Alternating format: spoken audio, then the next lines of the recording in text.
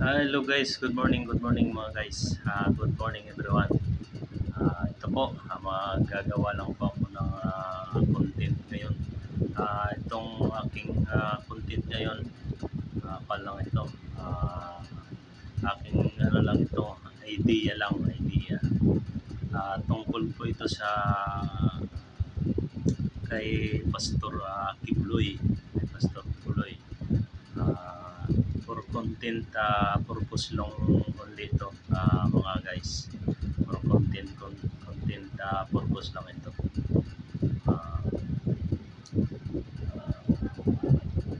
Mga guys, ganito po yun, yung kaya po ako na content ng ganito para i-share ko lang din, bigay idea lang sa ating mga, ito naman sinasabing tinuturuan ko yung ating mga kapulisan, pero parang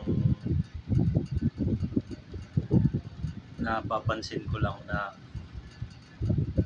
napakadami nilang mga pulis, hindi nila matukoy-tukoy, hindi nila matukoy kung nasaan ito ngayon si Pastor Kibuloy. Diyan sila nagsisiksikan sa compound na yan ni Pastor Kibuloy. Hanggang ngayon hindi pa nila ma-trace, hindi pa nila mahanap kung nasaan. Ganito yan, para sa obserbasyon ko lang. Kayo mga sir, mga kapulisan dyan, sisiksikan kayo dyan sa compound na yan. Sa tingin nyo ba nandyan pa yan sa ilang araw na linggo, buwan na lumipas, na patuloy nyo yung hinahanap pa? Sa tingin nyo ba nananatili pa yan dyan? Sa tingin ko, para sa akin, parang wala na yan dyan. Ganito po yan, para sa obserbasyon ko. Yan, sa hinabahaba na ng araw, linggo, buwan na lumipas, na iniisip ng mga kapulisan na nandyan sa compound niya.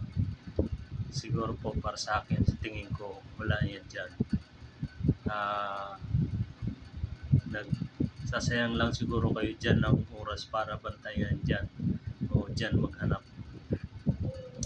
Alam nyo mga sir, sa obserbasyon ko, ayan, pwedeng nakagawa na ng tunnel yan at nakatakas na dyan sa lugar na yan, sa compound niya. At maaaring tinatawanan lang kayo ni Pastor Kibuloy na yan. Tinatawanan lang ang ating mga magigiting na mga kapulisan. Dyan sila naghahanap, dyan sila nagbabantay. Isipin nyo, mananatili ba yan dyan? Obserbahan nyo lang. Isipin nyo lang, mananatili ba yan dyan sa kanyang compound? Alam niya, hinahanap siya, huhulihin siya. Nakikita niya na marami pulis na uhuli sa kanya. Sa tingin ba natin mga sir, mananatili yan dyan? Mindset lang siguro mga sir. Para siguro sir, mga araw, linggo, buwan na lumipas na, siguro sir, mga sir, mahaba na sir yung tunnel na nagawa niyan sa ilalim para siya ay nakatakas. Yan. Hindi naman talaga dadaan yan dyan sa maraming nagbabantay sa kanya. Gagawa ng tunnel yan para doon siya tumakas. Ayan mga sir. Pangalawa sir, na obserbasyon ko, kung dyan man kayo naghahanap sa loob ng compound niya at mayroong kayong nakitang rebulto niya, o sabihin na natin na nagpagawa siya ng rebulto niya dyan sa compound niya, maaaring siya yun. Yan mga sir, obserbasyon ko lang, maaaring siya yun na nakatayo. Maraming paraan. Ginawa na siyang rebulto, diba mga sir? Maraming paraan niya na pwedeng gawin na hindi siya mahuli.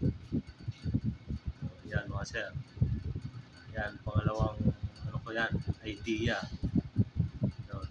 Pero yung unang idea ko na yon, pwede talagang nakagawa na ng tunnel yan at nakatakas na yan dyan sa lugar ng compound niya na yan. Kaya mga sir, isip-isip kayo na sa haba na ng araw, linggo, buwan na lumipas, diyan pa rin kayo nagsisiksikan, maghanap sa compound niya. Siguro mga sir, sa tingin ko wala na yan dyan. Maaaring may tunnel na sa ilalim yan at doon na yan dumaan. Yan mga sir. Yan lang yung masasabi ko. So, kung isipin natin, sa haba na ng mga araw na lumipas at dyan pa rin hinahanap siya sa kanyang compound, hindi makita-kita kung ano-ano pang mga ginagamit na mga